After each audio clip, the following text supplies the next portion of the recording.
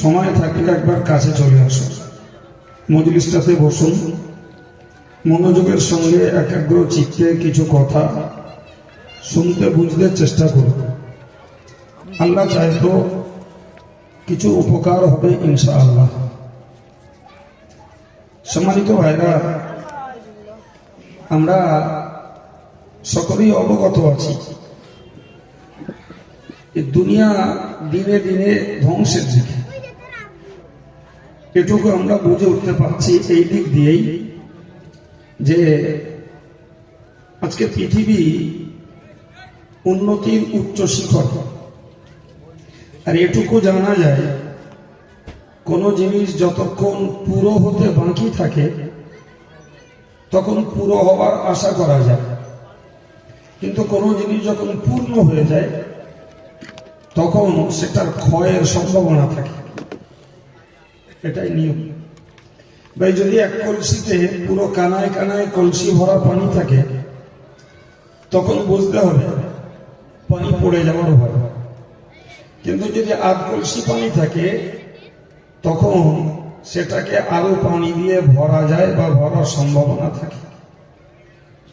তো আজকে পৃথিবী যখন খাওয়ায় পড়ায়, শিক্ষা সংস্কৃতি, রুজি রোজগার, গাড়ি বাড়ি, মানুষের জীবনযাপন, মানুষের বিলাসিতার জিনিস ব্যবহার, সব কিছুতে আজকে পৃথিবী একদম তুঙ্গে উঠে গেছে।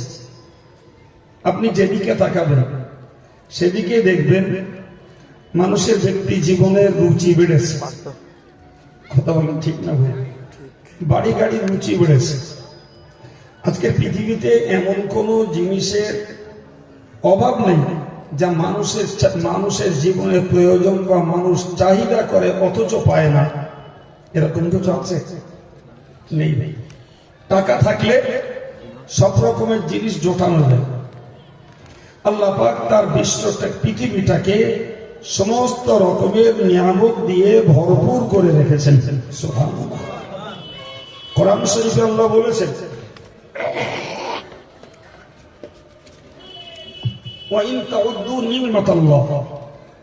যদি তোমরা আল্লাহর নিয়ামতকে গুনতে থাকো, আল্লাহ পাকের নিয়ামতকে তোমরা কখনো গুনে শেষ করতে পারবে না। সুবহানাল্লাহ। এত পরিমাণ নিয়ামত আল্লাহ আমাদের ভোগের জন্য দিয়েছেন যা গুনে শেষ করা সম্ভবপর নয়। কিন্তু এত নিয়ামত থাকার পরেও মহান আল্লাহ অত্যন্ত আক্ষেপের সঙ্গে বলেছেন, ইন্নাল ইনসানা লাযালুমুন কাফফার। মানুষ যেমন আল্লাহর প্রতি অত্যাচারী, তেমন মানুষ বিশ্বাসঘাতক। নাউযুবিল্লাহ।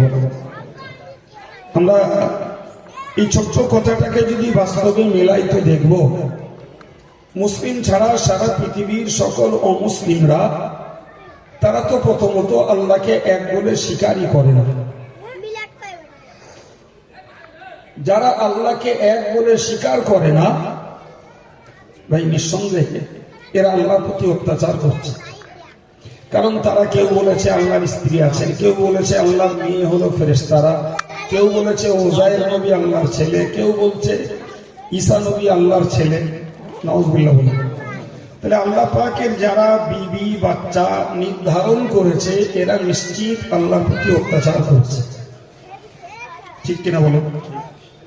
আবার ঠিক পাশাপাশি ভাই, যারা আল্লাহকে এক বলেছে ধরে নেন, তো এক বলার পরেও তারা আল্লাহ পাকের নিয়ামতকে অস্বীকার করে, আল্লাহর নিয়ামতকে ভুলে যে ইবলিসের অনুসরণ করে তাদের জীবনটাকে কাটাচ্ছে। আমরাই জানি আমাদের মুসলিম সমাজে এমন অনেক মানুষ রয়েছে ভাই, তারা যথারীতি আল্লাহর জমিনে বাস করছে, আল্লাহর সূর্যের তাপ ভোগ করছে, আল্লাহ পাকের মুক্ত বাতাস থেকে অক্সিজেন নিচ্ছে, আল্লাহর জমিনের উৎপন্ন ফসল তারা খাচ্ছে। ঠিক কিনা বলেন? অথচ আল্লাহকে ডাকবে এতটুকু মানসিকতা তাদের নেই, বরং তারা পূর্ণ মাত্রায় আল্লাহর জগতে বাস করে, আল্লাহ পাকের বিরোধী পথেই তাদের জীবন চলছে। তো এরা এদেরকে আল্লাহ পাক জানিয়েছেন যে এরা হলো না শকর, এরা অকৃতজ্ঞ, এরা কৃতজ্ঞতা প্রকাশ করে না। ভাই মনে রাখুন, কোরআন শরীফে আল্লাহ বলেছেন মান শাকারা ফাইন্নামা ইয়াশকুরু লিনাফসিহি, যে লোকটা আল্লাহ পাকের কৃতজ্ঞতা প্রকাশ করে ও লোকটা নিজের উপকারে, নিজের স্বার্থে, নিজের কল্যাণী আল্লাহর কৃতজ্ঞতা প্রকাশ করবে। তার মানে কি? তার মানে হলো এটা, বান্দা যদি আল্লাহর নিয়ামত ভোগ করে আল্লাহর গুণ গায়, আল্লাহর নিয়ামত ভোগ করে যদি আল্লাহ পাকের প্রশংসা করে, তাহলে আল্লাহ পাক তার নিয়ামতকে তার জন্য আরো বাড়িয়ে দেন। জোরে বলুন, আরেকটু জোরে বলুন। এখন আমি আল্লাহর গুণ গাইলাম, আল্লাহ নিয়ামত আমার জন্য বাড়িয়ে দিলেন, তাহলে বোঝা গেল আমি যে আল্লাহর গুণ গেয়েছি তার উপকারিতা আমি ভোগ করছি। এদিকে ইঙ্গিত করে মহান আল্লাহ কোরআনে জানিয়েছেন লাইন শাকারতুম লাযীদান্নাকুম, যদি তোমরা আমার কৃতজ্ঞতা প্রকাশ করো তো আমি তোমাদের জন্য তোমাদের নিয়ামতকে বাড়িয়ে দেব।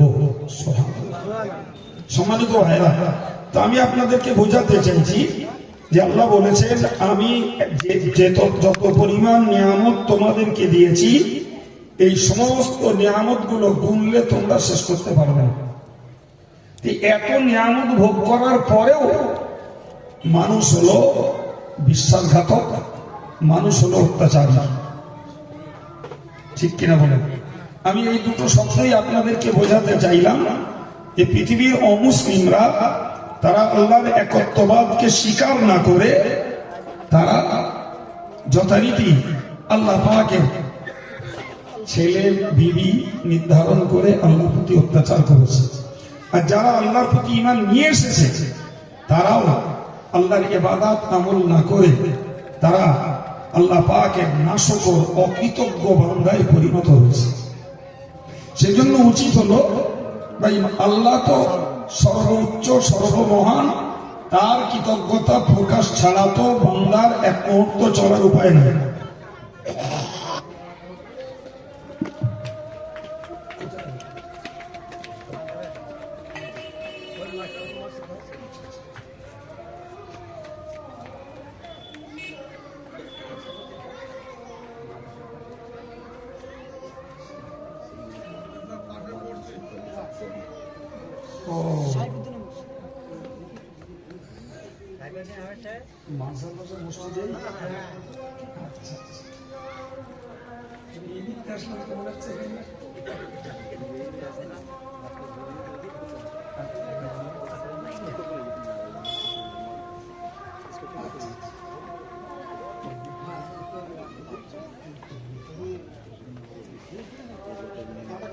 চাঁদ হবে সে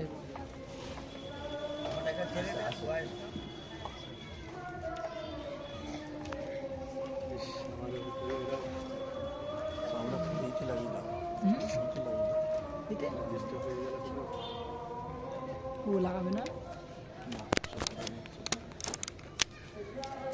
বলছিলাম যে একদম মানুষ রয়েছে যারা আল্লাহর প্রতি অত্যাচার করছে, আর একদম মানুষ রয়েছে যারা আল্লাহর নিয়ামত ভোগ করার পরেও তারা বিশ্বাসঘাতকতা করছে। তো আমাদেরকে একটা কথা বুঝতে হবে যে আল্লাহ পাকের গুণ গাওয়া, আল্লাহর প্রশংসা করা এটা তো বান্দার একান্ত নৈতিক দায়িত্ব।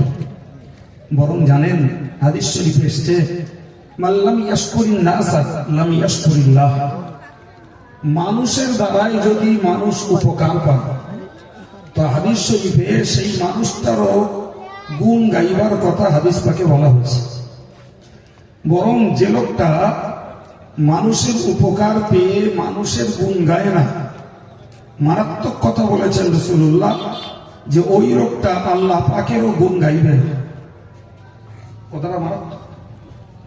আমি কারোর কাছ থেকে দ্বীন ঈমান শিখতে পেরেছি, কারোর কাছ থেকে আমি কোনো জ্ঞান যুক্তি বুদ্ধি পেয়ে আমি উপকৃত হয়েছি, কারোর কাছ থেকে আমি দুটো টাকা পয়সা ধার পেয়ে আমি আমার বিপদ মুক্ত হতে পেরেছি, কিংবা আমার কোনো বিপদে আমি কোনো মানুষের কাছ থেকে কোনো সহযোগিতা পেয়েছি। তো হাদিসের ভাষা হলো তুমি যে মানুষটার কাছ থেকে উপকার পেয়েছো, যে মানুষটার কাছ থেকে জ্ঞান লাভ করেছো, যে মানুষটার কাছ থেকে তুমি কোন রকমের কোন সহযোগিতা পেয়েছো, তুমি তার গুণ গাও। এটা হলো তুমি যদি তার গুণ গাইতে পারো তাহলে তোমার পক্ষে আল্লাহ পাকের গুণ গাওয়াটা সম্ভব বলে প্রমাণ হবে। সুবহানাল্লাহ। আর যদি তুমি মানুষের গুণ না গাও, তুমি মানুষের কাছ থেকে উপকৃত হওয়ার পরে যদি মানুষের প্রতি তুমি বিশ্বাসঘাতক হও, তোমার দ্বারাতে আল্লাহ পাকের গুণ গাওয়া, তোমার দ্বারাতে আল্লাহ পাকের জিকির ফিকির, তোমার দ্বারাতে আল্লাহ পাকের ইবাদত আমল করারও সম্ভব আশা করা যায়। সেই জন্য আমাদের উচিত কর্তব্য হলো যে আমরা সমাজ জীবনে বাঁচি, সমাজ জীবনে বেঁচে দেখি আমরা প্রথমত আমাদের প্রতি সব থেকে বেশি অবদান রেখেছেন আমাদের আব্বা মা, ঠিক কিনা বলেন? পরবর্তীকালে সমাজ জীবনে অনেকেই আমাদের উপকারে আসতে পারে, কিন্তু আব্বা মায়ের থেকেও শ্রেষ্ঠ অবদান সন্তানের জন্য পৃথিবীতে আর কেউ নেই, ঠিক না বলুন? কোরআনে আল্লাহ বলেছেন আনিশকুরলি বলে ওয়ালিদাইকা, তোমরা আমার কৃতজ্ঞতা প্রকাশ করো, আল্লাহ বলছেন। আর এর পরপরই তোমরা তোমাদের আব্বা মায়ের কৃতজ্ঞতা প্রকাশ করো। সুবহানাল্লাহ। সম্মানিত ভাইরা, আমি শুধু এইটুকু বোঝাতে যে কথাগুলো বললাম যে প্রথমত আমাদেরকে মনে রাখা দরকার যে আমরা পৃথিবীতে বাস করছি, এ পৃথিবী নিঃসন্দেহে ধ্বংসের দিকে এগোচ্ছে। বললাম না, কারণ পৃথিবী যত পূর্ণ হয়েছে তার মানে এবারের ক্ষয়ের পালা শুরু। জি, তো এই ক্ষেত্রে আমাদেরকে মনে রাখা দরকার পৃথিবী যতদিন আল্লাহর ইচ্ছা টিকবে, কিন্তু যতক্ষণ আল্লাহ আমাদেরকে পৃথিবীতে রেখেছেন ততক্ষণ আমাদেরকে আল্লাহ পাকের কৃতজ্ঞতা প্রকাশ তথা আল্লাহর গুণ গাওয়া দরকার। এখানে আমাদের ছাড় নেই। এমনকি আমি হাদিস থেকে আপনাকে প্রমাণ শোনালাম যে আল্লাহর গুণ তো অবশ্যই গাওয়া বান্দার কর্তব্য, এমনকি মানুষের দ্বারাই উপকার পেলেও মানুষের গুণ গাওয়াও আমাদের কাজ। বরং যে বা যারা মানুষের গুণ গায় না, মানুষের উপকারকে ভুলে যায়, মানুষের উপকার পেয়ে অস্বীকার করে, এরা আল্লাহ পাকেরও গুণ গাইতে ভুলে যাবে। এটাই রাসূলের হাদিস। রাসূল বলেছেন মান লাম ইয়াশকুরিন নাস লাম ইয়াশকুরিল্লাহ, যারা মানুষের কৃতজ্ঞতা প্রকাশ করে না এরা আল্লাহ পাকের কৃতজ্ঞতাও প্রকাশ করে না। সুতরাং আমরা দুটো জিনিস শিখলাম, একটি হলো মানুষ হিসাবে মানুষের কাছ থেকে উপকার পেলে তাদের গুণ তাদের প্রশংসাও আমাদের করা দরকার। আর এর মধ্যে শ্রেষ্ঠ হলো আব্বা মা। এর মধ্যে শ্রেষ্ঠ কি? আব্বা মা। আর বান্দা হিসাবে আল্লাহ পাকের কৃতজ্ঞতা প্রকাশ করা এটি আমাদের উপকারের, কারণ কৃতজ্ঞতা প্রকাশ করলে আল্লাহ খুশি হয়ে ওই বান্দাকে তার নিয়ামত আরো বেশি করে দেয়। আপনি বলুন যে আমি আপনার এখানে এসেছি, তো কোনো একটা বিপদে পড়েছি, আমার এখানকার ভাইরা সে ব্যাপারে আমাকে খুব সহযোগিতা করছে। আমি বিষয়টা মাদ্রাসার মোড়ে যে অথবা নোয়াপাড়ায় যে গল্প করে কাউকে শোনালাম।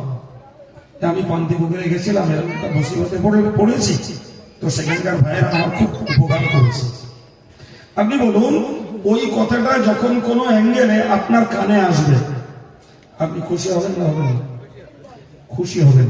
পরদিন যদি আমার আবার কোনো দরকার পড়ে আর এই পান্তিপুকুরের ভাইদের দ্বারস্থ যদি আমি হই, তারা কিন্তু আরো তৃপ্তির সঙ্গে আমাকে উপকার করতে চাইবে, কারণ এই মানুষটার উপকার করলে এই বিশ্বাসঘাতকতা করে না, এই উপকার পেয়ে স্বীকার করে। ঠিক কিনা বলেন? এই জন্য আল্লাহ বললেন বান্দা তোমরা যদি আমার গুণ গাও, আমার প্রশংসা যদি তোমরা করো, তাহলে তোমাদের জন্য আমি আমার নিয়ামত বাড়িয়ে দেবো। তার মানে তোমাদের কাছ থেকে আমার গুণ শুনবো, প্রশংসা শুনবো, আমি খুশি হয়ে তোমাদের যা পাওনা তাতে আরো বরকত দেবো, আরো বাড়িয়ে দেবো।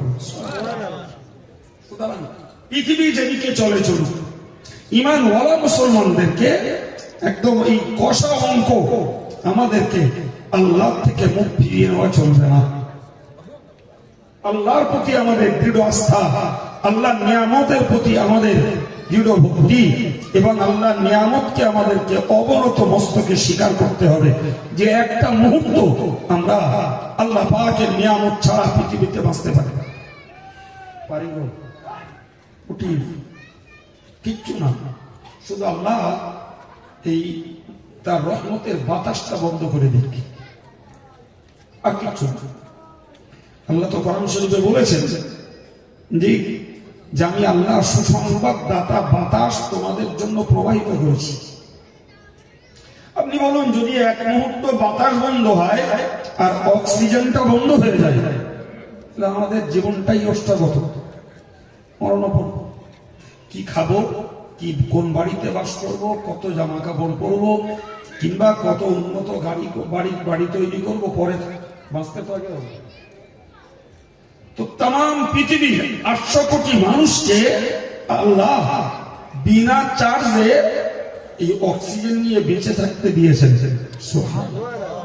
এই অক্সিজেনটা যদি ডাক্তারি ল্যাবরেটরি থেকে আমাদেরকে কিনে বাঁচতে হতো, বিশ্বাস করুন ভাই, আল্লাহ বিরোধী পথে আমাদের চলা, ধর্মহারা হওয়া, ইবলিসের অনুসরণ করা সব ভুলে যেত। শুধু মনে হতো বাড়ির সবাই মিলে রোজগার করো, আগে বেঁচে থাকি, তারপরে খাওয়া পড়া, রোগের ট্রিটমেন্ট বা অন্যান্য চিত্ত বিনোদন, আনন্দ, অন্য অনুষ্ঠান সব পরে দেখা যাবে, আগে বাঁচো। ঠিক কিনা বলেন? আল্লাহু আকবার। আল্লাহ পাক আমাদেরকে বাঁচতে দিলেন, কোনো চার্জ নেন না। কথা বলতে দিচ্ছেন, কোনো চার্জ নেন না। দেখতে দিয়েছেন, কোনো চার্জ নেন না। শুনতে দিয়েছেন, কোনো চার্জ নেন না। আল্লাহ পাক চলতে দিলেন, কোনো চার্জ নেন না।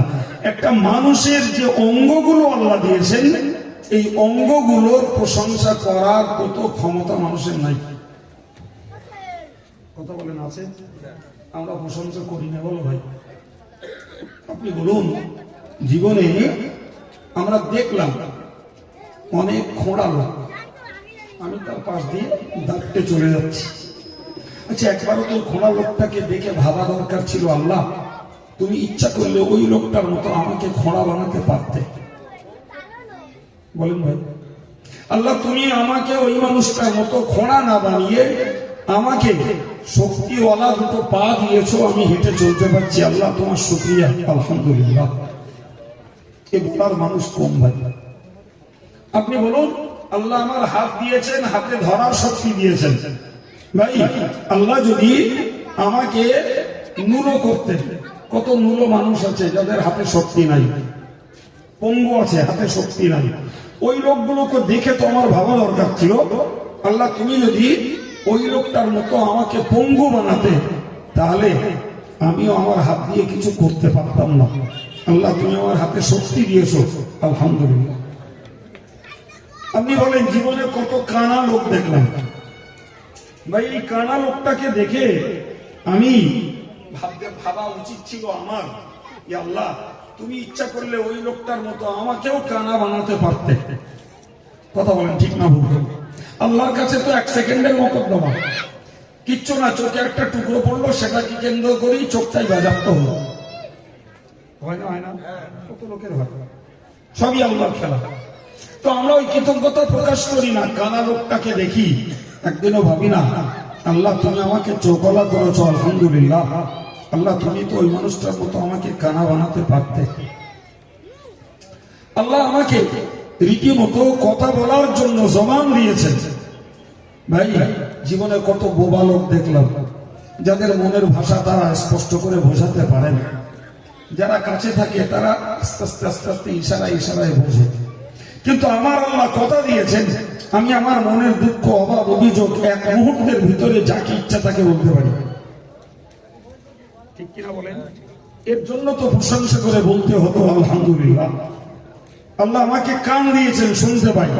যদি কোনো মানুষ কালা হয়, তার সঙ্গে অন্য মানুষকে কথা বলতে হলে চিল্লাতে হয়। কিন্তু আল্লাহ আমাকে এমন শ্রবণ শক্তি দিয়েছেন, যে টুক করে আওয়াজ হলো সেটা আমি বুঝতে পারি, ধরতে পারি, তাহলে তো বলা দরকার ছিল কালা লোকটাকে দেখে, আল্লাহ তুমি আমাকে শ্রবণ শক্তি দিয়েছো, এর জন্য তোমার শুকরিয়া আদায় করে বলছি আলহামদুলিল্লাহ। এগুলো কি আল্লাহ শুকরিয়া? এগুলো কি ভাই? খোঁড়া লোককে দেখি ভাই 10 হাত আগাতে যে পাছায় টিউব বেরিয়ে ঘষে ঘষে মানুষগুলো আগিয়ে যায়, ঠিক কিনা বলেন? জি। অথচ আল্লাহ আমাদেরকে চলার মতন দুটি পা দিয়েছেন, আমরা দাঁড়তে চলছি। এই খোঁড়া লোকটাকে দেখে তো আমাদেরকে তো আল্লাহ শুকরিয়া আদায় করতে হতো, বলতে হতো আলহামদুলিল্লাহ। ভাই কত মস্তিষ্ক বিকৃত, মাথা পাগল পাগলি লোক দেখি জীবনে, ভাই তাদের কতটাই বা অরুচি। লোকে খাবার দিলে খায় না, রাস্তায় পড়ে থাকা খাবার কুড়িয়ে খায়, একটা ভালো কাপড় দিয়ে পরে না, নিজের গায়ের জামার চিমটি কাটলে ময়লা ওঠে।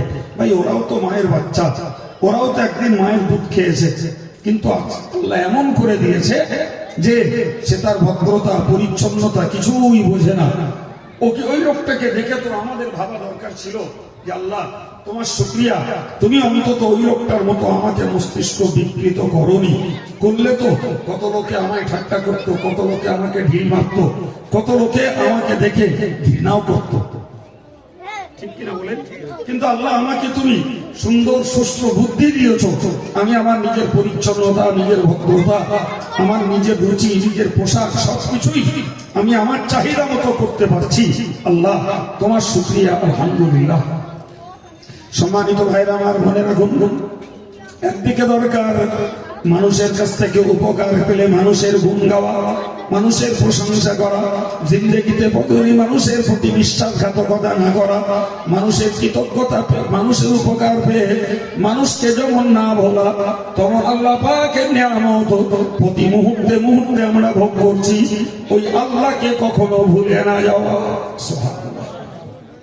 তবেই তো বান্দা হওয়ার সার্থকতা। আমার পরিচয় যখন আমি বান্দা, আমার পরিচয় যখন আমি আল্লাহর হুকুমের গোলাম, আমার পরিচয় যখন আমি আল্লাহর হুকুমের দাস, তাহলে সেখানে আমার বড়াইত্ব, আমার অহংকার, আমার নিজের পবিত্রতা, নিজেকে মনে করার কোনো জায়গা নেই।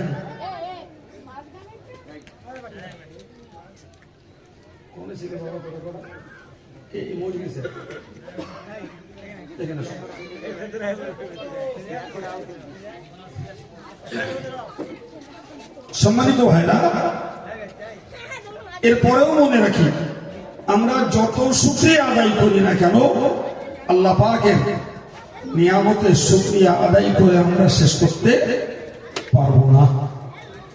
সম্মানিত ভাইরা আমার, মনে রাখুন, মহান আল্লাহ পাকের রাসূল সাল্লাল্লাহু আলাইহি ওয়াসাল্লাম কোন একদিন হযরত মুআয ইবনে জাবাল রাদিয়াল্লাহু আনহুকে সঙ্গে করে নিয়ে মদিনার এক রাস্তা দিয়ে চলছিলেন। চলতে চলতে আচানক রাসূল বললেন, ইয়া মুআয।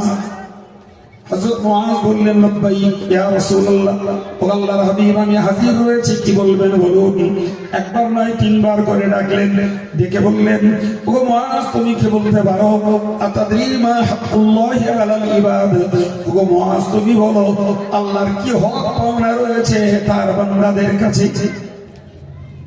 যে আল্লাহ এত নিয়ামত দিয়ে বান্দাদেরকে আল্লাহ পরিষেবা দিচ্ছেন, কিছুর অভাব পৃথিবীতে রাখেননি, সেই আল্লাহ পাকে কি হক পাওনা আছে তোমাদেরকে জানো? কথা বোঝাতে পারলাম? আরে প্রত্যেকের একটা হক আছে ভাই, নেই কি? সকলের হক আছে।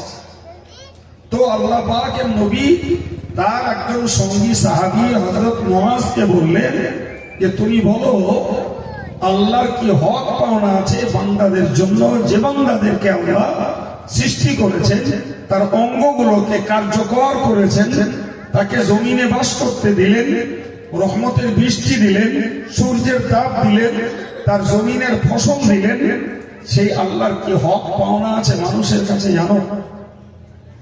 হযরত মুআয বললেন, আল্লাহ। মুআয বললেন, ইয়া রাসূলুল্লাহ, আল্লাহই সব থেকে ভালো জানেন, আর আপনি আল্লাহর রাসূল, আপনি জানেন। সুবহানাল্লাহ। আর একটু জোরে বলেন। এই উত্তর ঠিক দিয়েছে না?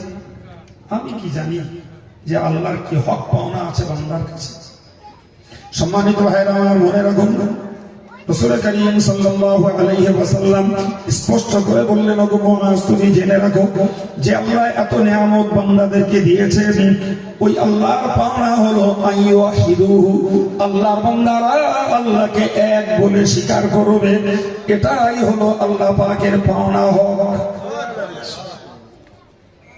এটা আল্লাহ চান, এ বান্দা তোদের জন্য আমি এত কিছু দিয়েছি, বিনিময়ে আমি চাইছি তোদের কাছে তোরা আমাকে এক বলে স্বীকার কর। আমি তোদের রব, আমি তোদের প্রতিপালক, আমি তোদের প্রভু, আমি তোদের স্রষ্টা, এটাকে তোরা স্বীকার কর।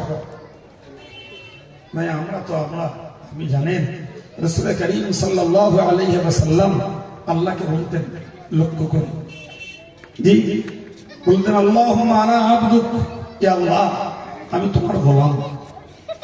কে বলতেন? রাসূলুল্লাহ। আল্লাহুম্মা আনা আবদুক, ইয়া আল্লাহ আমি তোমার গোলাম। ও আনা ইবনু আবদিক, আল্লাহ আমার বাপ আব্দুল্লাহ তোমার গোলাম, আমি সেই গোলামের বেটা গোলাম।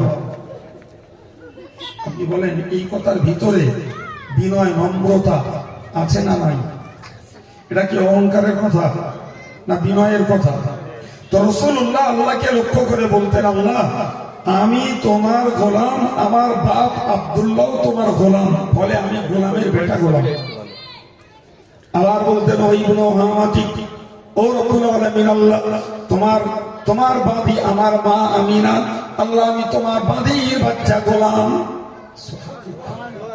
কি নরম, কি নম্রতা, কি বিনয় রাসূলের ভিতরে। এরপরে বলতেন, ও রব্বুল আলামিন, ও নাসিয়াতি বিয়াদিক, আল্লাহ আমার এই চুলের ঝুঁকি তোমার কুদরতি হাতের মুঠোয়, আল্লাহ তুমি আমাকে যেদিকে টান দাও আমি সেই দিকেই যাই।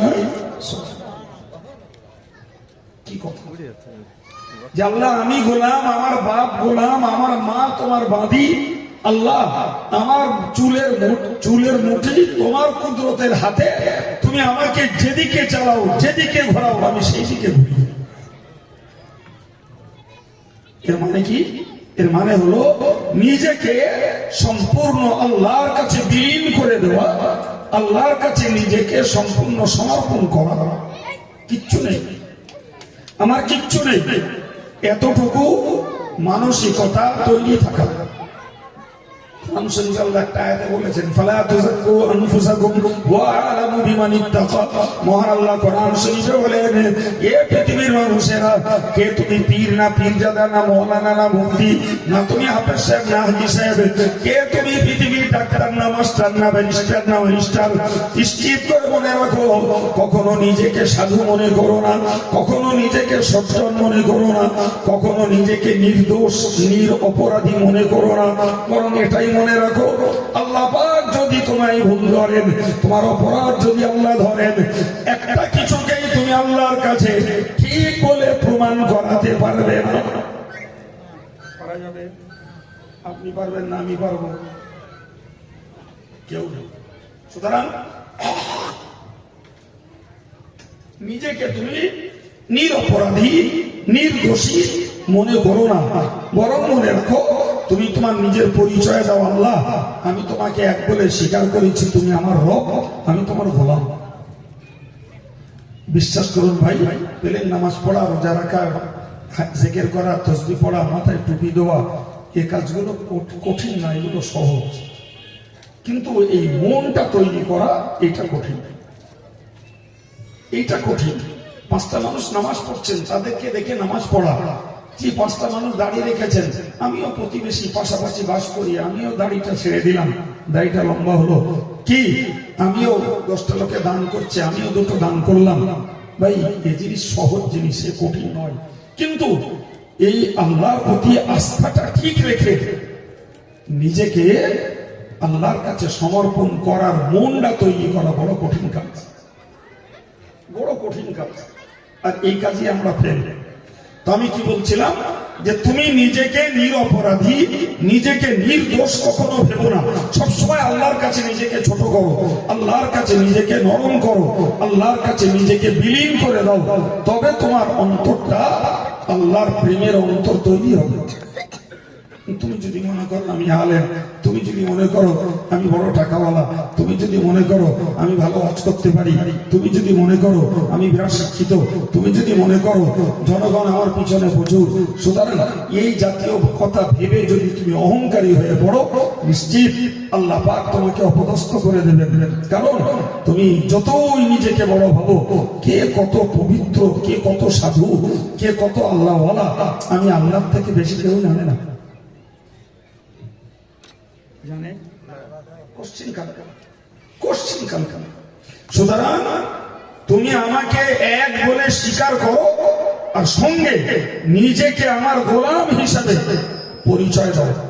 তোমার নিজস্বতা কিচ্ছু নেই, তোমার নিজের বড়াইত্ব দেখানোর মতো কোন গুণ তোমার কাছে, আমাদের কোনো অস্তিত্ব নেই। এই জন্য নবী ইব্রাহিম বলতেন, ইন্না সালাতি ওয়া নুসুকি ওয়া মাহইয়ায়া ওয়া মামাতি লিল্লাহি রাব্বিল আলামিন। হযরত নবী ইব্রাহিম আল্লাহকে বলতেন, ইন্না সালাতি ওয়া নুসুকি, আমার নামাজ, আমার কুরবানি, ওয়া মাহইয়ায়া, আমার বেঁচে থাকা, ওয়া মামাতি, আমার মরণ, সবটাই আল্লাহর জন্য। সুবহানাল্লাহ, আমার নয়, সবটাই কার জন্য? আল্লাহর জন্য। প্রিয় ভাই আমার, তাহলে আমাদেরকে এই মনটা তৈরি করতে হবে যে আমাদের কাছে আল্লাহর হক পাওনা কি, আমরা আল্লাহকে এক বলে স্বীকার করব। ভাই আল্লাহকে এক বলে স্বীকার করাটা খুব একটা কঠিন না, খুব একটা কঠিন না। বিশেষ করে মুসলিম ঘরের যারা, তাদেরকে যদি বলে বোঝানো হয় তুমি আল্লাহকে এক বলে স্বীকার করো, তো এক মুহূর্তে স্বীকার করানো যায়। আমরা তো কলেমার জিকির করি, লা ইলাহা ইল্লাল্লাহ, লা ইলাহা ইল্লাল্লাহ। কি বলছি? আল্লাহ ছাড়া কোনো মাহবুব নেই, আল্লাহ ছাড়া কোনো উপাস্য নেই। এটা বলা সহজ রে বাবা, কিন্তু এই কথাটার উপরে দাঁড়িয়ে থাকা বড় কঠিন। ওইটা জি ভাই, আমাদেরকে মনে রাখতে হবে যে আল্লাহকে এক বলে স্বীকার করার মানেই হলো আল্লাহ পাকের প্রতি ঈমান আনা, তাই না? আল্লাহর একত্ববাদকে বিশ্বাস করা। আর এর ঠিক উল্টোটা হলো শিরক। উল্টোটা কি বলেছি? ঈমানের উল্টোটা শিরক। মনে রাখুন বাবু, এই শিরক হলো তিন প্রকার। ক প্রকার বললাম? এক প্রকার শিরক হলো যে আল্লাহ ছাড়া অন্য কারো কাছে মাথা নত করা, এটাকে বলা হয় শিরকে আকবার, বাংলা কথা বড় শিরক। এই শিরকটা গুরুতর, এই শিরকটা মারাত্মক। বড় শিরক হলো আল্লাহ ছাড়া অন্য কারোর কাছে কি করা? মাথা নত করা। সিজদা পাওয়ার একমাত্র মালিক আল্লাহ, আর কেউ নেই। কোনো গাছের তলায় না, কোনো থানে না, কোনো পীরের মাজারে যেয়ে না, সূর্যের কাছে না, তারকার কাছে না, কারোর কাছে আমার মাথা নত হবে না। একমাত্র আমার মাথা নত হবে কার কাছে? আল্লাহর কাছে, আর কারোর কাছে। সম্মানিত ভাই আমার, দ্বিতীয় নম্বর শিক্ষা হলো আল্লাহ পাক যে গুণের মালিক, ওই গুণ আল্লাহ ছাড়া অন্য কারোর মধ্যে রয়েছে, এইটাকে বিশ্বাস করার নাম হলো ছোট শিরক। যেমন আল্লাহ হায়াতের মালিক, আল্লাহ মৌতের মালিক, আল্লাহ রুজির মালিক, আল্লাহ সম্মানের মালিক, আল্লাহ অপমানের মালিক, আল্লাহ পাক আমার রোগ দেওয়ার মালিক, আল্লাহ আমার রোগ সুস্থ করার মালিক। এই কথাগুলো আলহামদুলিল্লাহ আমরা মুখে যথেষ্ট পরিমাণে বলি, কিন্তু নিজে মতো দেখতে পাওয়া যায় এমন অনেক মানুষ রয়েছে বাবা, যারা মুখে কথাগুলো বলে অথচ কথার উপরে দাঁড়িয়ে থাকতে পারে না। বললো ওই দলে গুলি করে পিঠটা নিচে গেছে, নাহলে আমি বুঝতে পারতাম না। বলে না, বলে না। কত লোকে বলে অমুক ডাক্তারের ওষুধ খেয়েছি বলে রোগটা ভালো হয়েছে। না তো কত ডাক্তারের চিকিৎসা করলাম, কিচ্ছু বলার লোক আছে না? জি, আমরা মুখে বলছি রুজির মালিক আল্লাহ। আশ্চর্য ব্যাপার, রুজির জন্য আমরা স্বাভাবিক ভাবে তো শরিয়ত বিরোধী কাজ অনেকে করছে, করে না? অনেক শরিয়ত বিরোধী কাজ কত লোকে করছে, ভাই সাধারণ লোক তো দূরের কথা, পেটের জন্য, রুজির জন্য মানুষকে দেখতে পাওয়া যায়। মানুষের দ্বারস্থ হচ্ছে, মানুষের কাছে আত্মসমর্পণ করছে, আর মুখে বলছে রুজির মালিক আল্লাহ। কথা বলে জি, অবাক কাণ্ড। মানুষ পেটের দায়ে, রুজির দায়ে রীতিমতো দেখতে পাওয়া যাচ্ছে ভাই হয় নয় ছয় কত কিছু করে করছে, শুধুমাত্র নিজের রুজি রোজগারের ভারসাম্য বজায় রাখার জন্য। তাহলে তুমি মুখে বলছো হায়াতের মালিক, মৌতের মালিক, রোগের মালিক, সম্মানের মালিক, সুস্থের মালিক, অপমানের মালিক সব আল্লাহ, আর কাজের বেলায় দেখতে পাওয়া যাচ্ছে নীতি ঠিক নাই। নিজে যা বলছে মুখে সেটাই ঠিক রাখতে পারছে না, নাই ভাই। এটার নাম হলো শিরকে আসগার বা ছোট শিরক। কোন শিরক? ছোট শিরক। এর থেকেও আরেকটা মারাত্মক গুপ্ত শিরক, ভালো করে খেয়াল রাখুন। সেটা হলো এই যে আমার নামাজ, আমার রোজা, আমার হজ, আমার যাকাত, আমার জিকির, আমার তাসবিহ, আমার তেলাওয়াত, আমার ওয়াজ করা, আপনার ওয়াজ শোনা, আর এক শ্রেণীর মানুষদের ওয়াজ দেওয়া, এক কথায় ধর্মের নামে তুমি যেটাই করো না কেন ওই কাজটাই হতে হবে আল্লাহকে খুশি করার জন্য। কাকে খুশি করার জন্য?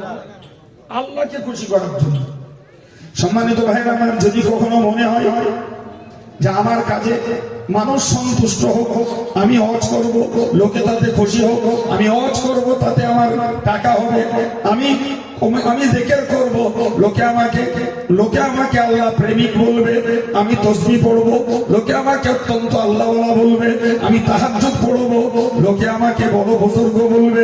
হে ইমানদার মুসলমান, মনে রেখে দিন, যদি কোনো মানুষ যদি একটি নেকির কাজ আল্লাহকে সন্তুষ্ট করা ব্যতীত দুনিয়ার মানুষের কাছে নাম কেনার জন্য, দুনিয়ার মানুষের কাছে গ্রহণযোগ্যতা বাড়াবার জন্য, দুনিয়ার মানুষের কাছে বাহবা কুড়াবার জন্য, দুনিয়ার মানুষের মাঝে প্রভাব বিস্তার করার জন্য কোন কাজ করে, হুজুর বলেছেন আরিয়া ওয়া শিরকুল খাফি, এই লোক দেখানো কাজ হলো গোপন শিরক। ভাই এমন একটা ব্যাধি, এই ব্যাধিতে আক্রান্ত হয়েছে পীর, পীরজাদা, মৌলানা, মুফতি, জি হুজুর, ইমাম, সাধারণ লোক, সব শ্রেণীর ভিতরে একদল মানুষ এমন রয়ে গেছে যারা ধর্মের কাজ করছে, বাইরে ধর্মের কাজ, কিন্তু ভিতরটা হচ্ছে মানুষের কাছে সম্মান কেনা, মানুষের কাছে গ্রহণযোগ্যতা বাড়ানো, মানুষের কাছে বাহবা কুড়ানো, মানুষের কাছে নিজেকে বড় বলে প্রতিপন্ন করা। এটাকেই ভাই শরীয়ত বলেছে গোপন শিরক। জি, তাহলে আল্লাহকে এক বলে স্বীকার করার সাথে সাথে আমার ভিতর থেকে এই সমস্ত রকমের শিরকের প্রকারগুলোকে দূর করা লাগবে। না বড় শিরক, না ছোট শিরক, না গুপ্ত শিরক। করকম বলেছি শিরক, একটা বড় শিরক, আর একটা ছোট শিরক, আর একটা হলো গোপন শিরক। বড় শিরক হলো আল্লাহ ছাড়া অন্য কারোর কাছে মাথা নত করা। ছোট শিরক হলো যে গুণের মালিক আল্লাহ, ওই গুণ মানুষের কারোর মধ্যে রয়েছে বিশ্বাস করা।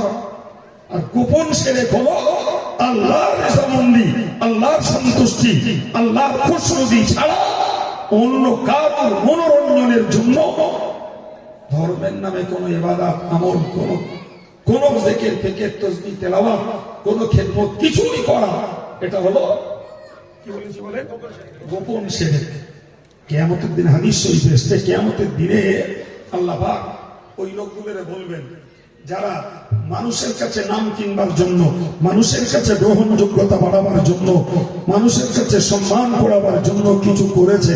কিয়ামতের দিন আল্লাহ বলবেন, তুমি তো আমার কাছ থেকে মজুরি পাওয়ার কাজ করোনি, তুমি যাদের সন্তুষ্টির জন্য করেছো মজুরিটা তাদের কাছ থেকে নাও, আমি আল্লাহর কাছে তোমার জন্য কিচ্ছু নাই। সুতরাং হে ইমানদার মুসলমান, আমাদেরকে মনে রাখতে হবে যে আমি গোড়া থেকে আপনাদেরকে বুঝিয়ে আসছি দুনিয়া ধ্বংসের দিকে।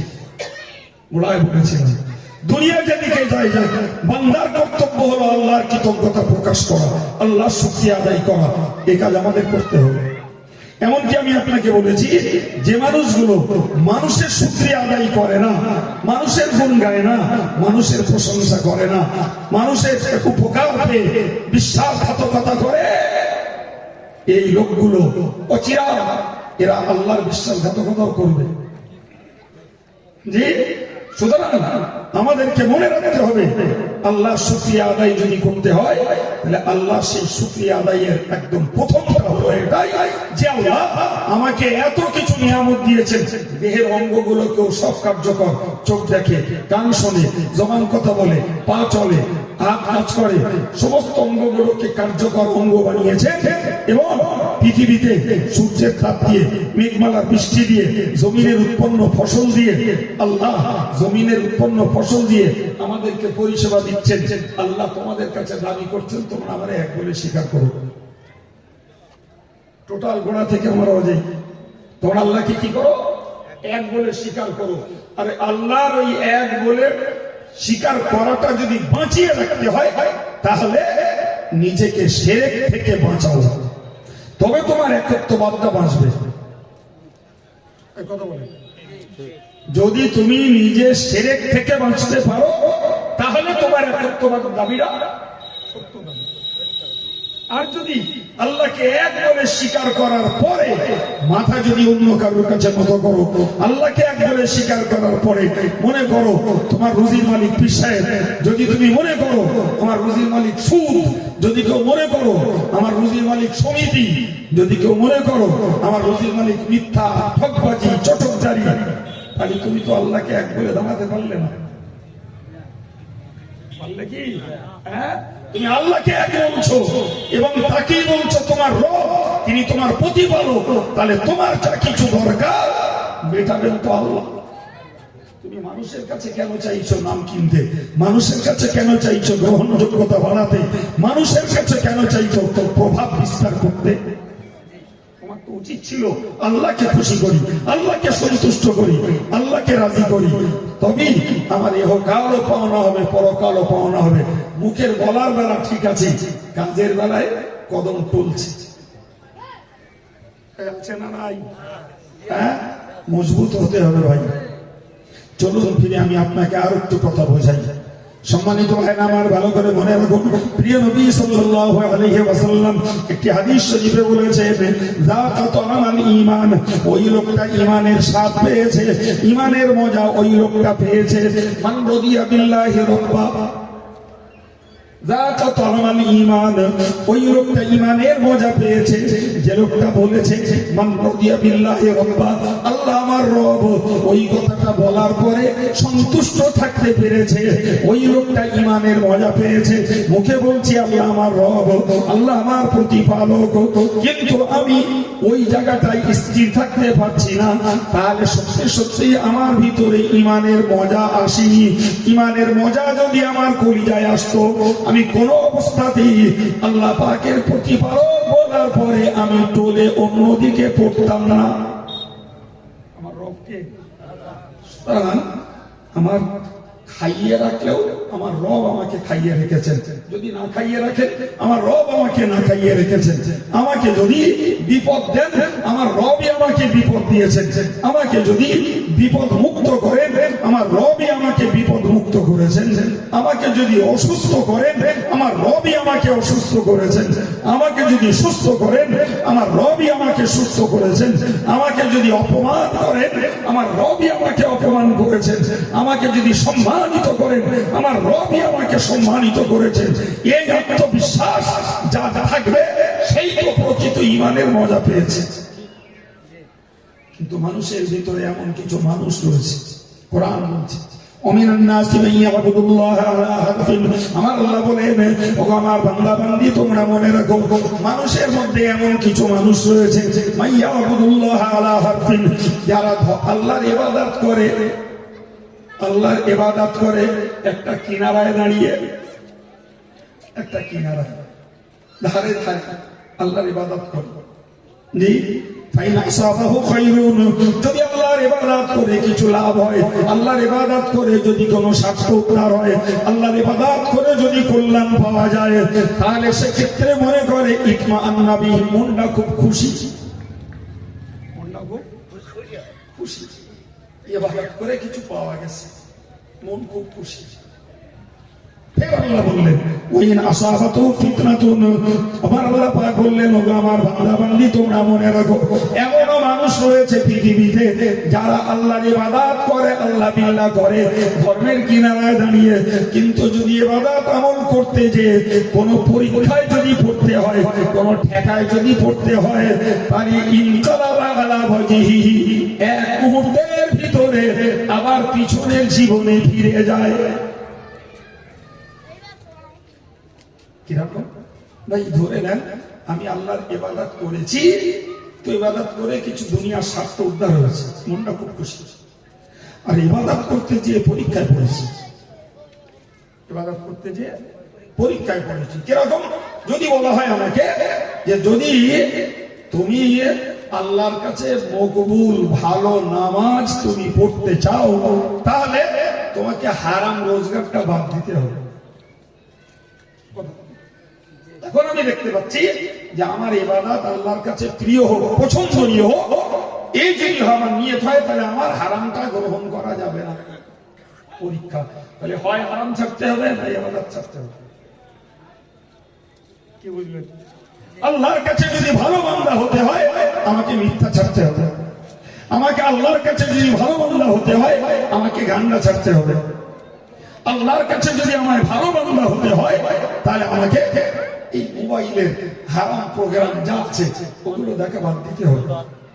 আমার আল্লাহর কাছে যদি আমার ভালো বান্দা হতে হয়, তাহলে আমাকে এই পরের মাল মেরে খাওয়া বন্ধ করতে হবে। এখন আমি দেখতে পাচ্ছি এইগুলো যদি আমায় ছেড়ে দিতে হয়, তাহলে তো আমার দুনিয়ার স্বার্থে গালাক যেতে, আমাকে সুখ ছাড়তে হবে, আমাকে গান ছাড়তে হবে, আমাকে মিথ্যা ছাড়তে হবে, আমাকে হক নষ্ট করা ছাড়তে হবে। এগুলো যদি ছাড়তেই হয়, তাহলে আমি দুনিয়ায় চলবো কি করে? নাউজুবিল্লাহ। ও এক মুহূর্তে ফিরে যায় আবার পিছনের জীবনে। আমার আল্লাহ বললেন যারা এই স্বার্থ পেলে ধর্ম করে, স্বার্থ পুরালে ধর্ম ছাড়ে, যে স্বার্থের জন্য যারা নীতি হারায়, স্বার্থের জন্য যারা চরিত্র বদল করে, দুনিয়া এদের দুনিয়াও ধ্বংস, পরকাল ধ্বংস। দুনিয়াও ধ্বংস, পরকাল ধ্বংস। কোরআনের স্পষ্ট কথা। সুতরাং আমাকে মনে রাখতে হবে সর্ব অবস্থায় মালিক আমার রব, সর্ব অবস্থায় মালিক আমার রব। অন্য কিছু চাই হবে ওই রবের পক্ষ থেকে। আমার বিশ্বাসটাকে মজবুত করতে হবে। আমার ভাগ্যের ভালো, আমার ভাগ্যের মন্দ, আমার ভাগ্যের খারাপি, আমার ভাগ্যের ভালাই, যা কিছু আছে সব আল্লাহর পক্ষ থেকে আসে। বিশ্বাস করো না, এমনটি নয় গো ভালো হলে কৃতিত্ব আমার, কেদানি আমার, আর যেই মন্দ কিছু হয় তখন দায়টা লোকের আর আল্লাহ। আছে না নাই মানুষ? অনেক আছে ভাই। এটা তো আল্লাহকে এক বলে স্বীকার করার বিপক্ষের কথা। মুখে বলছি আল্লাহ আমার রব। সম্মানিত ভাই আমার মনে রেখে দিন, প্যারে নবী সাল্লাল্লাহু আলাইহি ওয়াসাল্লাম যে কথা জানিয়েছেন, তো ঈমানের মজা যদি পেতে চাও, আল্লাহকে রব বলে তুমি দৃঢ় হয়ে যাও।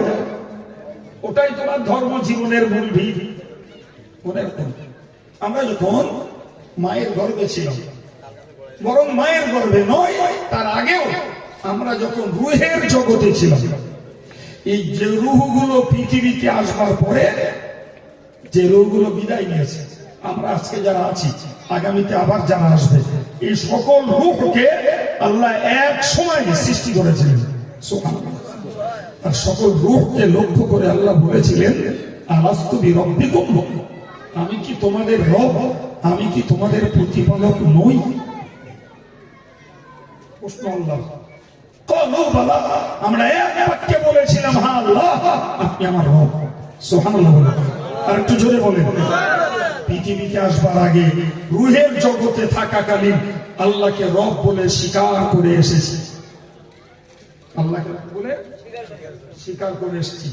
আল্লাহ পৃথিবীতে পাঠালেন, পৃথিবীতে পাঠালে এখানে আমার জীবনটা কাটলো 50, 60, 70, 80, যেমন আল্লাহর ইচ্ছা। আল্লাহ তাকে বাঁচালেন, আবার আল্লাহ রুহটাকে সিজ করলেন, মানুষটা লাশ বলে পরিণত হল, তাই না? জি, আমাকে গোসল দিয়ে কাফন পরিয়ে জানাজা পড়ে দাফন করা হলো। ফেরেশতা এলেন, এসে বললেন মান রব্বুকা, তোর রব কে বান্দা? তোর রব কে? খুব ভালো করে মাথায় এটাকে গেঁথে নেন। রুহের জগতে প্রশ্ন ছিল আমি কি রব নই? আমি কি রব নই? বললাম হ্যাঁ আল্লাহ আপনি আমার রব।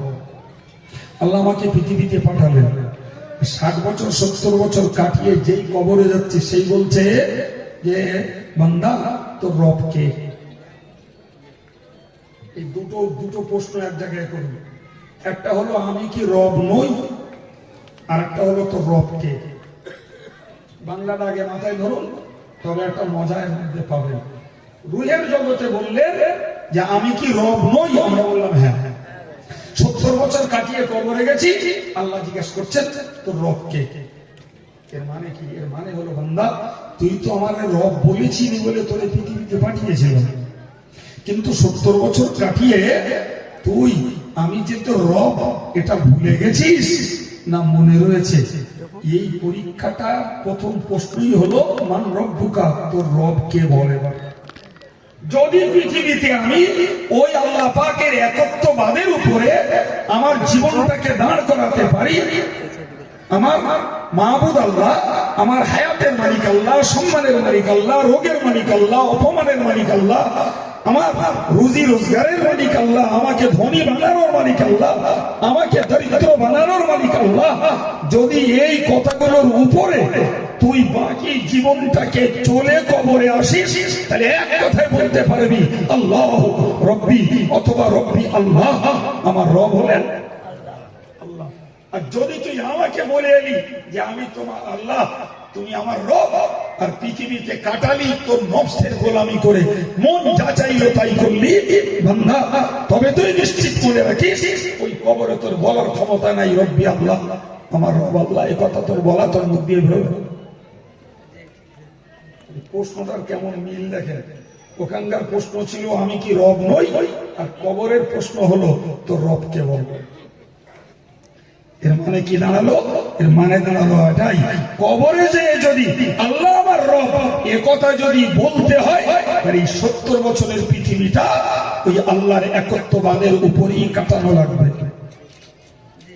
তিরবির করলে হবে, তিরবির করলে কঠিন হয়ে যাবে। সম্মানিত ভাই আমার, ভালো করে মনে রাখুন, আমি আপনাকে বোঝাতে চাইছি উপলব্ধি করুন। তাহলে আল্লাহকে রব বলতে হবে। মহান আল্লাহ পাক কোরআন শরীফে জানিয়েছেন ইন্নাল্লাযীনা ক্বালু রাব্বুনাল্লাহ, নিশ্চয়ই যারা বলে আল্লাহ আমার রব, সুম্মাস্তাকামু, এবং মৃত্যু পর্যন্ত ওই কথাটার উপরে অটল অবিচল অনড় যারা থেকে যায়। কথা বলা যাচ্ছে বাবা? আল্লাহকে রব বলতেও হবে, আর ওই কথার উপরে কি করতে হবে? একদম স্থির, একদম অটল। আল্লাহ আমার রব, আল্লাহ আমার রব বলে যিনি স্থির থাকতে পারবেন, মহান আল্লাহ পাক জানিয়েছেন তাতানাজ্জালু আলাইহিমুল মালাইকা, ও বান্দা বান্দি তোমরা মনে রাখো, ওই বান্দার মৃত্যুর পূর্বে আল্লাহ পাকের ফেরেশতা তার কাছে নাজিল হবে, তার কাছে ফেরেশতা অবতরণ করে বলবেন ও আল্লাহর বান্দা আল্লাহ তাখাফু, তুমি কোনো ভয় করো না, ওয়ালা তাহজানু, কোনো চিন্তাও তুমি করো না। সুবহানাল্লাহ, মন খুলে বলেন সুবহানাল্লাহ। তুমি যদি আল্লাহকে রব বলে জীবনটাকে যদি স্থির রাখতে পারো, তোমার মৃত্যুর পূর্বে মরণের দোরগোড়ায় ফেরেশতা যে বলবে হে আল্লাহর বান্দা, তোমার কোনো ভয়ও নাই, কোনো চিন্তাও তোমার নাই। ভাইরে, মরণ দুয়ারে যদি ভয় নাই, চিন্তা নাই, এই আশ্বাস বাণী যদি শুনতে ইচ্ছা হয়, তবে পৃথিবীতে কোনো স্বার্থে নীতি হওয়া চলবে না। কোন স্বার্থে আল্লাহ পাকের একত্ববাদ থেকে দূরে যাওয়া যাবে না। কথা বুঝতে পারছেন না? এই মেহনত, এই কষ্ট যদি বরদাস্ত করতে পারা যায়, তবে আল্লাহর দয়া মৌতের আগেই ফেরেশতা এসে আমাকে অভয় বাণী দেবেন, তোমার ভয় নাই। এখন যদি হয় টৈল নীতি, সকালবেলা বরকত তুললো, বিকেলবেলা ক্ষুদ্র তুললো, জি, সকালবেলা বললুম আল্লাহ রুজির মালিক, আর বিকেল বেলাকে সুদের টাকা আদায় করলুম, সুদ না দিলে রাত্রি খাওয়া হবে না। কথা বলেন, এটা কি আল্লাহকে রব বলে দাঁড়িয়ে থাকা হচ্ছে না? সম্মানিত ভাইরা আমার, ভালো করে মনে রাখুন, মহান আল্লাহ পাক কোরআন শরীফে জানিয়েছেন, শুধু ওই নয়, ওই ফেরেশতা ওই বান্দাকে শুনিয়ে দেবে, ওয়া আবশিরু বিল জান্নাতিল্লাতী কুনতুম তুআদুন, ও আমার বান্দা বান্দি, তুমি সুসংবাদ গ্রহণ করো ওই জান্নাতের, যে জান্নাত দেওয়ার জন্য আল্লাহ পাক তোমায় ওয়াদা করেছিলেন। আল্লাহ কোরআনে ওয়াদা করেনি, এ বান্দা তোরা যদি আমাকে এক বলে স্বীকার করিস আমি তোদের জান্নাত দেব। প্রিয় নবী হাদিসে ঘোষণা দিয়েছেন যে যারা আল্লাহর একত্ববাদকে বিশ্বাস করে মরবে আল্লাহ পাক তাদেরকে জান্নাত দান করবেন। হুজুর বলেছেন মান কানা আখিরু কালামিহি লা ইলাহা ইল্লাল্লাহ ফাদাখালাল জান্নাহ। হুজুর বলেছেন যে লোকটার শেষ কথা হবে লা ইলাহা ইল্লাল্লাহ, ওই লোকটা জান্নাতে প্রবেশ করবে। শেষ কথাটা যদি মরার আগে বলতে ইচ্ছা হয় তাহলে বাকি জীবনটা তো ওই কথাটা ধরে রাখা লাগবে, কদম মজবুত করা লাগবে, মনটাকে অটল অনড় স্থির করা লাগবে। কত সহজ নয়। দুনিয়া চলে যাবে, আমি আমার নিকিচ্যুত হব না। দুনিয়া চলে যাবে, জি, আমি আমার নীতির উপরে দাঁড়িয়ে থাকবো, আমার কর্তব্য পালনে। এরই নাম তো আল্লাহ পাককে একত্ববাদের উপরে স্বীকার করে স্থায়ী থাকা, দৃঢ় থাকা, অটল থাকা। নিয়ম আদালত পাওয়া খুব দায়, মুখে বলার লোক অনেক আছে, কিন্তু দাঁড়িয়ে থাকার মদালত বড্ড কম।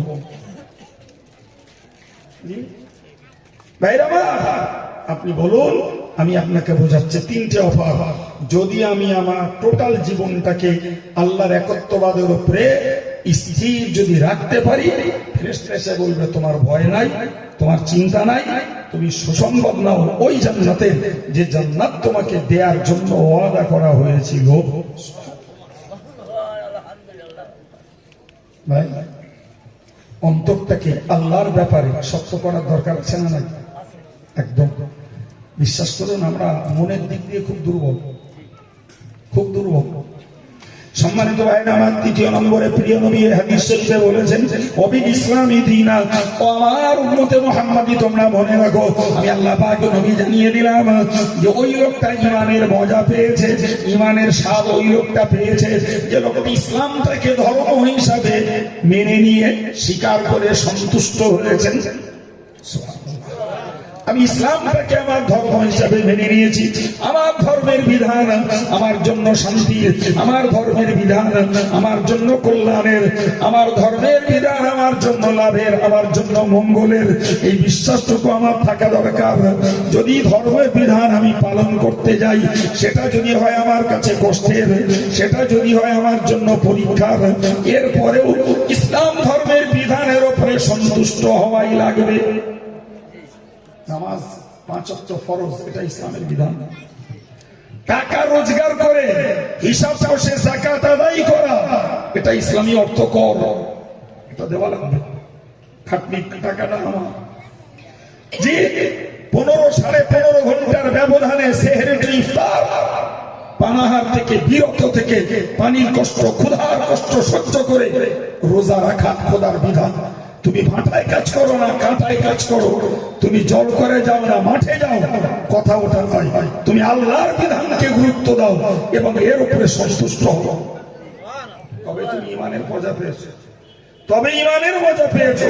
কিন্তু ধর্ম করতে যে যদি মনে হয় ইসলাম ধর্মের বিধান খুব কষ্টের, সুদ খাওয়া যাবে না, গান শোনা যাবে না, মিথ্যা কথা বলা যাবে না, চুরি করা যাবে না, ডাকাতি করা যাবে না, গীবত গেল্লা করা যাবে না, মিথ্যা প্রচার করা যাবে না, মিথ্যা কথা বলা চলবে না, জি, গীবত করা যাবে না। এত রিস্কের উপরে চলা যায়। আবার নামাজ পড়ো, রোজা রাখো, হজ করো, যাকাত দাও, জিকির করো, তাসবিহ পড়ো, এতগুলো দায়িত্ব পালন করা যায়। তার মানে তুমি ইসলামী বিধানের উপরে সন্তুষ্ট হও। তাই কথা বলেন, তুমি ইসলামী বিধানের উপরে খুশি হতে পারো, বরং যেটা সুবিধায় পেয়েছো সেটা মেনেছো, যেটা অসুবিধা ভোগ করেছে সেটার বেলায় ঘুরে বসেছ। তুমি কিভাবে ইসলামের উপরে সন্তুষ্ট হতে পারলে বাবা? না তো, না তো। ইসলামী বিধানের সন্তুষ্ট হওয়ার অর্থই হলো যে তোমার পার্থিব স্বার্থে আঘাত লাগলেও তোমার কাছে প্রিয় প্রাধান্য পাবে ইসলাম, তবেই তো তুমি ইসলামী বিধানের উপরে খুশি বলে প্রমাণ হবে। এখন যদি মনে হয় গরমকালে নামাজ না পড়া যাবে, মাঘ মাসের শীতই ফজরের নামাজ পড়া সম্ভব না, এই বিধান বড্ড কড়া, কি হয় বাবু? এটা সম্ভব না। কত মজবুত করা দরকার, মন শক্ত করতে হবে। যে 3 নম্বরে নবী বলেছেন নবী মুহাম্মাদিন নবিয়্যা, আমি মুহাম্মদুর রাসূলুল্লাহ সাল্লাল্লাহু আলাইহি ওয়াসাল্লাম আল্লাহ পাকের নবী। এই কথাটা বলে তোমাকে সন্তুষ্ট হতে হবে, তবে বোঝা যাবে তুমি ঈমানের মজা পেয়েছো। মুখে বলছো আমার নবী বিশ্ব নবী, মুখে তুমি বলছো আমার নবী শ্রেষ্ঠ নবী, সেরা নবী, ইত্যাদি ইত্যাদি কত রকমের আমার ভুলি, এগুলো বলার জায়গায় ঠিক রেখেছি, কিন্তু কাজের বেলায় নবীর নীতি নবীর তরিকা আমার জীবনে আমি ধরে রাখতে পারলাম না। তার বেলায় পৃথিবীর কত জগতের নেতাকে আমি আমার মনের কাছে প্রাধান্য দিয়েছি। মুখে বলছি বিশ্ব নবী মোহাম্মদ, মুখে বলছি আমার নেতা, তোমার নেতা, বিশ্ব নেতা মোস্তফা, স্লোগানের বেলা ঠিক আছে, কাজের বেলায় দুনিয়ার নেতার পিছনেই আমি আত্মসমর্পণ করছি। তাহলে নবী মোহাম্মদকে তুমি নবী বলে তো খুশি হতে পারো না, কথা বলেন জি ভাই? কেউ বা রাজনীতির নেতার বদল ঘটাচ্ছে, কেউ বা ধর্মনীতির বদল ঘটাচ্ছে, ধর্মীয় নেতার বদল ঘটাচ্ছে, কাউকে বা দেখতে পাওয়া যাচ্ছে ক্রিকেটার, কেউ বা ফুটবলার, জি, কেউ বা চিত্র অভিনেতা, চলচ্চিত্র জগতের নেতা নেত্রী, কত লোকের কাছে যে কত গুন্ডার নেতা তার ঠিক নয়। মুখে কি বলছি? হযরত মুহাম্মদ আমার নবী, সুতরাং তিনি হলেন আমাদের নেতা। কথা বলছেন বলেন, মুখের প্রচারের বেলায় নেতা মুহাম্মদ সাল্লাল্লাহু আলাইহি সাল্লাম, আর কাজের বেলায় কত নেতার কাছে আত্মসমর্পণ। সম্মানিত ভাই আমার, ভালো করে মনে রাখুন, 3টি কথা আপনাদেরকে হাদিস থেকে বলেছি। আমি A to Z কথাগুলো সাজিয়ে বলে আসছি। আমি বলছিলাম আপনাদেরকে যে আল্লাহর হক পাওনা হলো বান্দার কাছে। ও বান্দা, তোরা আমাকে এক বলে স্বীকার কর। এক বলে স্বীকার শুধু একবার করলেই হবে না, বরং মৌত পর্যন্ত ওই একত্ববাদের উপরে স্থির থাকা লাগবে, অটল থাকা লাগবে। তার জন্য যত শর্তে আঘাত লাগুক, যত কিছুর ক্ষয়ক্ষতি হোক, ওর উপরে দাঁড়িয়ে থাকা লাগবে। জি, 2 নম্বরে বলেছি আপনাদেরকে, ওর উপরে দাঁড়িয়ে যদি থাকতে হয়, শিরক থেকে জীবনটাকে বাঁচাতে হবে, ঠিক না বল? ভাইরা আমার, যদি শিরক থেকে বাঁচাতে পারি, তবেই তো আমার জীবনটা আল্লাহর জন্য উৎসর্গিত বলে প্রমাণিত হবে। সেই শিরকের কথা বলেছি, আল্লাহ ছাড়া অন্যের কাছে মাথা নত করা। শিরকের কথা বলেছি, আল্লাহ যে গুণের মালিক, ওই গুণ আল্লাহ ছাড়া কারোর মধ্যে রয়েছে এই বিশ্বাস করা। কিংবা 3 নম্বরে বলেছি, আল্লাহর সন্তুষ্টি ব্যতীত দুনিয়ার মানুষের কাছে নাম যশ খ্যাতি প্রভাব বিস্তারের জন্য যদি ধর্মের কোনো কাজ করা হয়, ওটাও শিরক। বলেছিলাম না, কাজ করতে হবে কার জন্য? যদি বলুন কার জন্য? জি, একবার সুবহানাল্লাহ বললেও আল্লাহকে খুশি করার জন্য বলবো। বিরাট কিছু যদি করি, সেও আল্লাহর জন্যই উৎসর্গ করব, অন্য কারোর জন্য না। 2 নম্বরে বললাম, ভাইরে আমার, তুমি ইসলামটাকে ধর্ম হিসাবে মেনে নিয়ে খুশি হও। জি, মুখে বলছো ইসলাম ধর্ম আমার প্রিয় ধর্ম, কাজের বেলায় দেখা যাচ্ছে আমাদের কত লোকের আচরণে হিন্দুয়ানি রীতি, ইহুদি খ্রিস্টানি রীতি, কত লোকের আচরণে দুনিয়ার স্বার্থ রীতি, স্বার্থের নীতি কত লোকের মধ্যে গিজগিজ করছে। মুখে বলছি ইসলাম আমার প্রিয় ধর্ম, বলছে না, বলে না ভাই? 3 নম্বরে রাসূল বললেন, হযরত মুহাম্মদ সাল্লাল্লাহু আলাইহি ওয়াসাল্লামকে নবী বলে মেনে নিয়ে খুশি হবে। নবী বলে মেনে নিয়ে খুশি হওয়ার মানে হলো তিনি তোমার নেতা। তোমার রুজি রোজগার, তোমার ব্যবসা, তোমার ধর্ম, তোমার রাজনীতি, তোমার সমাজনীতি, তোমার অর্থনীতি, সবকিছুর ক্ষেত্রে একমাত্র নেতা হলেন নবী মুহাম্মদুর রাসূলুল্লাহ সাল্লাল্লাহু আলাইহি সাল্লাম। আর আল্লাহ হলেন রব, আল্লাহ হলেন প্রতিপালক। জাগতিক নেতা আমার নবী মুহাম্মদ সাল্লাল্লাহু আলাইহি সাল্লাম, আর আল্লাহ হলেন আমার প্রতিপালক। ঠিক এই জায়গাটায় দাঁড়িয়ে আপনাকে আর একটু বার্তা কথা নিতে হবে ভাই। বর্তমান যুব সন্ধিক্ষণে আমাদেরকে মনে রাখা দরকার ভাই, আমরা 1400 বছর আগের রাসূল মুহাম্মদ সাল্লাল্লাহু আলাইহি সাল্লামকে মানব কেন? মুহাম্মদ সাল্লাল্লাহু আলাইহি সাল্লাম আল্লাহ পাকের সর্বাপেক্ষা প্রিয়। সুতরাং মুহাম্মদ সাল্লাল্লাহু আলাইহি সাল্লামকে মানলে আল্লাহকে মানা হবে। হুজুর বলেছেন, মান আতানি ফাকাদ আতা আল্লাহ। আমার আল্লাহ পাকের নবী বলেন, যে লোকটা আমাকে মানলো ওই লোকটা আল্লাহকে মানলো। মান আতা আল্লাহ ফাকাদ দাখালাল জান্নাত। যে লোকটা আল্লাহকে মানলো ওই লোকটা জান্নাত দখল করলো। আল্লাহকে মানতে যদি হয় তাহলে মানতে হবে কাকে? রাসূলকে।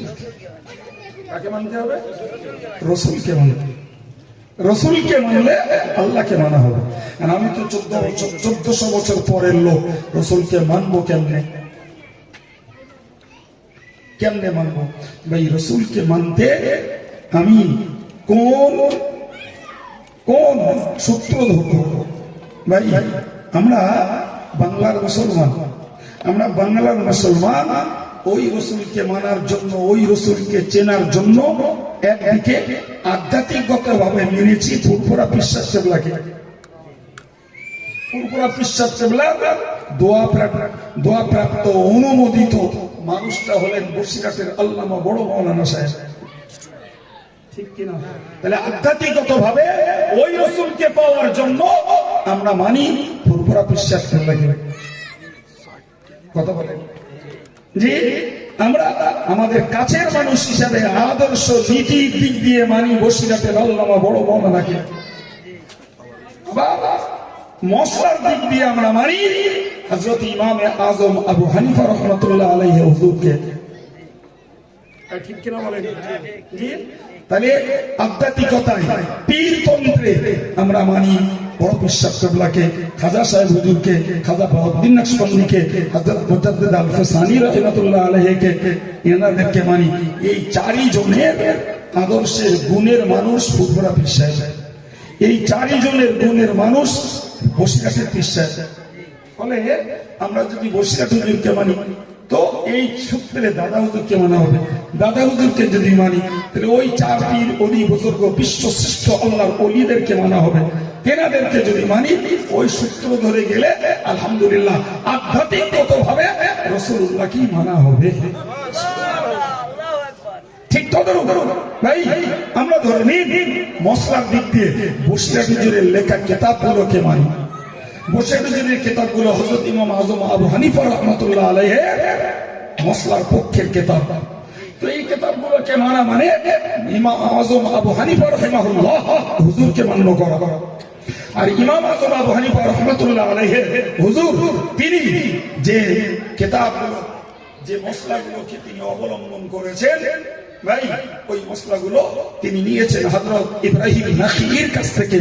তিনি একজন বিখ্যাত ফকিহ।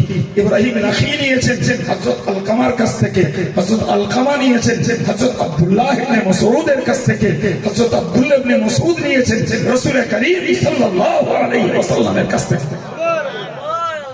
প্রিয় ভাই আমার, তাহলে আমরা 1400 বছর পরের মানুষ হতে পারি, কিন্তু আমাদেরকে যদি আল্লাহ আল্লাহ রাসূলকে সঠিক পথে মানতে হয় তাহলে মাযহাবের ইমামকেও আমাদের মানতে হবে। আর আল্লাহ আল্লাহ রাসূলকে যদি আধ্যাত্মিক দৃষ্টিতে, আধ্যাত্মিক চোখে আমাদেরকে মানতে হয় তাহলে বসিরহাট হুজুর বলি, দাদা হুজুর বলি, সুফি ফতেহী ওয়াইসি হুজুর বলি, সুফি নূর মোহাম্মদ নিজামপুরি বলি, সুফি নূর মোহাম্মদ নিজামপুরি বলি, হযরত শাহ আব্দুল আজিজ মুহাদ্দিস দেহলভী বলি, হযরত শাহ ওলিউল্লাহ মুহাদ্দিস দেহলভী বলি, শাহ আব্দুর রহিম মুহাদ্দিস দেহলভী বলি।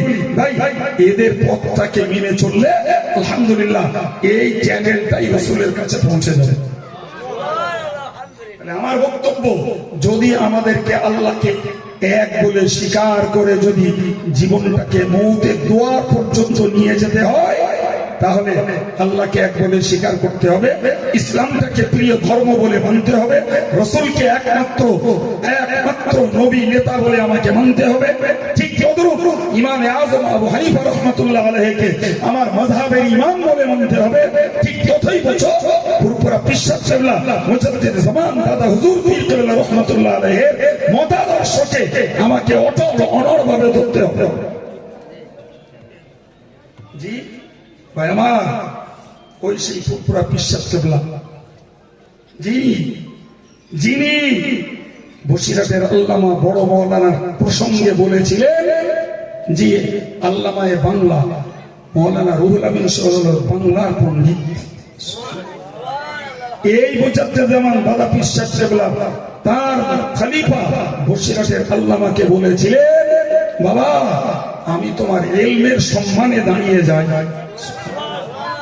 ভাই আমার, এই সেই বসিরহাটের আল্লামা বড় মাওলানা সাহেব রহমাতুল্লাহ আলাইহিকে যিনি মুজাদ্দিদ জামান তার ব্যাপারে বলেছিলেন যে আল্লাহ পাক আমার খানদানে ইলমে লাদুন্নির ফয়েজ দিয়েছেন, আমি সেই ইলমে লাদুন্নির ফয়েজ বসিরহাটের আল্লামা রুহুল আমিন সাহেবকে দিয়েছি। সম্মানিত ভাইরা আমার, আজকে সুদীর্ঘ 30 বছর নয় 35টা বছর ধরে যে আমরা অল ইন্ডিয়া সুন্নাতুল জামাত সংগঠন করি, কেবলমাত্র ওই বসিরহাট আল্লামা হুজুর, ওই দাদা হুজুরের সঠিক নীতিটাকে ধরে রাখার জন্য। কথা বুঝতে পারেননি? জি, এবং শুধু তাই নয়, মনে রাখা দরকার অল ইন্ডিয়া সুন্নাতুল জামাতে আমাদের সাংগঠনিক প্রক্রিয়া হলো বসিরহাট আল্লামার প্রকৃত মর্যাদাকে রক্ষা করা। যারা আল্লামা হুজুরের এই বিশাল মর্যাদা খুব দাদা হুজুর দিয়েছেন, দাদা হুজুর যার ক্ষেত্রে বলেছেন আল্লামায়ে বাংলা, দাদা হুজুর যার ইলমের মর্যাদায় দাঁড়াতেন, দাদা হুজুর যাকে বলেছেন আমি আমার ইলমে লাদুন্নির ফয়েজ বসিরহাটের মাওলানা রুহুল আমিন সাহেবকে দিয়েছি, এই আল্লামা রুহুল আমিন সাহেবকে যারা গালি দিয়েছে, যারা সমালোচনা করেছে, যারা তার বিরুদ্ধে কুৎসা রটিয়েছে, অল ইন্ডিয়া সুন্নাতুল জামাত সেই আল্লামা হুজুরের মান মর্যাদার জায়গায় বহাল রাখতে, সেই আল্লামা হুজুরের পীর মুজাদ্দিদ জামান দাদা পীর সাহেব কেবলার কথিত বক্তব্যকে সমর্থন দিয়ে ভাই দাদা হুজুরের কথা রক্ষা, আল্লামা হুজুরের মর্যাদা রক্ষা, এই আন্দোলনই হলো অল ইন্ডিয়া সুন্নাতুল জামাতের প্রকৃত সংগ্রামী আন্দোলন এবং সংগ্রামী উৎসব। কথা বুঝতে পারেননি? সুতরাং অল ইন্ডিয়া সুন্নাতুল জামাত সংগঠনের মাধ্যমে আপনাদেরকে জানা দরকার, একদিকে দাদা হুজুরের কথার মান রক্ষা, আর একদিকে বসিরহাট হুজুরকে দেওয়া দাদা হুজুরের মর্যাদা রক্ষা। কথা বুঝতে পারেননি? জি ভাই, সুতরাং যতক্ষণ পর্যন্ত সেই বসিরহাট আল্লামা হুজুরের যে অপমানকর বুলি আর গালি আর লেখনী সমাজে বেঁচে থাকবে, ততক্ষণ পর্যন্ত তাদের সঙ্গে সম্পর্ক আর তাদের কোনো প্রশ্নই ওঠে না। যেদিন দেখব যে বসিরহাট হুজুরের গালি উচ্ছেদ হয়েছে, তার বিরোধী বুলি উচ্ছেদ হয়েছে, এবং দাদা হুজুর যে সম্মান দিয়েছেন সেই সম্মান আল্লামা হুজুরের জন্য, প্রমাণ আল্লামা হুজুরের জন্য বহাল করা হয়েছে, সেদিন ভাই ভাই মিশবো, গলে গলে মিশবো, নাহলে ভাই তুমি তোমার জায়গায় আমি আমার জায়গায়। কথা না, অল ইন্ডিয়া সুন্নাতুল জামাত ভাইরা মসজিদ কেন্দ্রিক তালিমের ব্যবস্থা করেছে, চালু রেখেছে। অল ইন্ডিয়া সুন্নাতুল জামাত দিকে দিকে কেরল মডেল ইসলামিক মাদ্রাসা তৈরি করে 1 to 4 শিশুদের জন্য একটা জীবন গড়ার ভিত্তি তৈরি করছে। শুকরিয়া আল্লাহ, এই ইসলামিক কেজি স্কুল চলছে কম বেশি 138টা। তাই অল ইন্ডিয়া সুন্নাতুল জামাত দেশের মাটিতে হাফিজি মাদ্রাসা, মৌলানা বিভাগীয় মাদ্রাসা, সিরেফ মাত্র দাদা হুজুর বসিরহাট হুজুর নীতি আদর্শের উপরে চলে। ভাই দেশে প্রচুর মাদ্রাসা রয়েছে, আপনারা খবর রাখেন না, আপনারা শুধু দান করেন বাবু।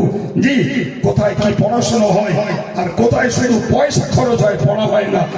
এই পড়াশোনার উন্নতির জন্যই অল ইন্ডিয়া সুন্নাতুল জামাত এই মাদ্রাসাগুলোর পেছনে খেদমত মেহনত পরিষেবা দিয়ে আসছে।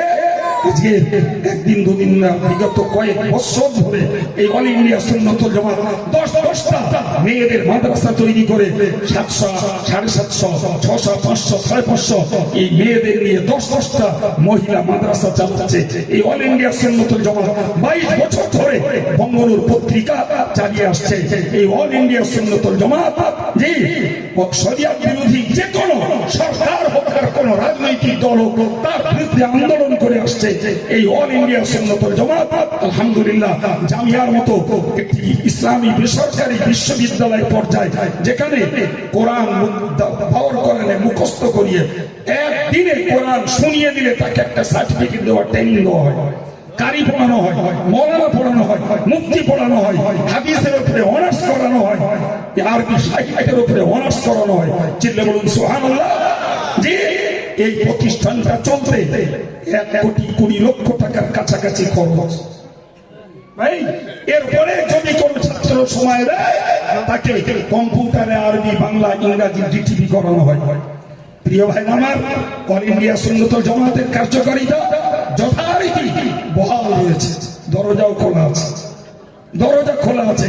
আমি আপনাদেরকে আহ্বান করব অল ইন্ডিয়া সুন্নাতুল জামাতের কর্মকাণ্ডের সঙ্গে থাকুন, পয়সা দিয়ে, শ্রম দিয়ে, বুদ্ধি দিয়ে সহযোগিতা করুন। জি, দিকে দিকে কেরল মডেল ইসলামিক কেজি স্কুলগুলো তৈরি হয়েছে। আপনাদের এখানে বোধহয় একটা আছে, না না, এখানে আশেপাশে কোথাও একটা আছে না? যাই হোক, যেখানে রয়েছে বাচ্চাগুলোর একটু টিপে দেখবেন যে ক্লাস 4 পর্যন্ত পড়ে তারা আরবিতে, ইংরেজিতে, ইসলামী জ্ঞানে কতটা তটস্থ হয়েছে, না দেখলে বুঝতে পারবেন।